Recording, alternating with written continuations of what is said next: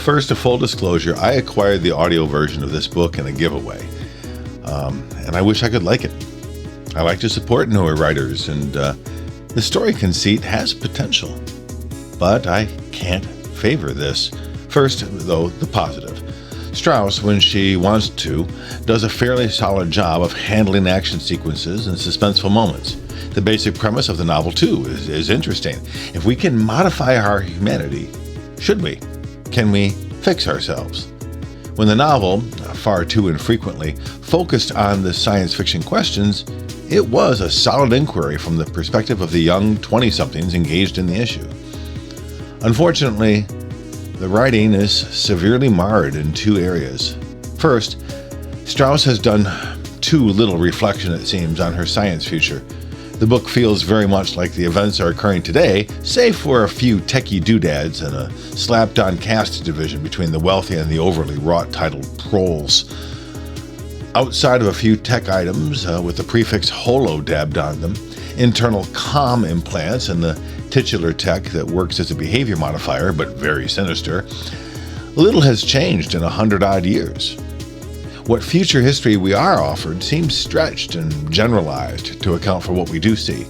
We end up with a future club scene where all the adults except authority, those are government agents, are not coincidentally completely absent. More, on this same count, it's worth saying that this book is much more a romance novel than one of science fiction. The male heartthrob is predictably a jackass to our protagonist at first, but does manage to flex his arm muscles in the second sentence of his description.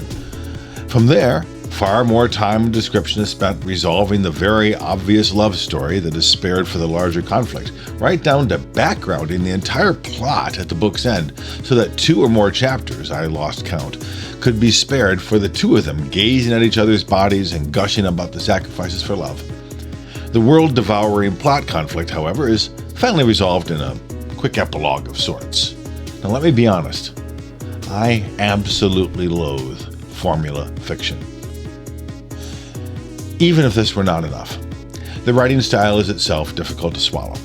This may in part be to the mostly robotic reading of Ariel Delisle, and so I recommend reading it rather than listening, regardless.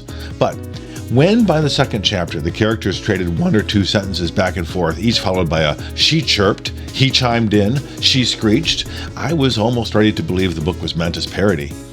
Our fingernail-chewing protagonist, the only behavior she ever does without second-guessing herself for a paragraph or two, is given precious little motivation for her principles and risk-taking until Straus literally decides to make some reasons up for her at the end of the book. Did she never wrestle with her issues before this? Or does Straus just not like revision? It's too bad. In brief, there is little so bad in this book that would not have been righted with a little decent workshopping and revising. As it is, it feels like someone who's read far too much bad genre fiction took on the task of imitation and couldn't be spared the time to work seriously on crafting a worthwhile story.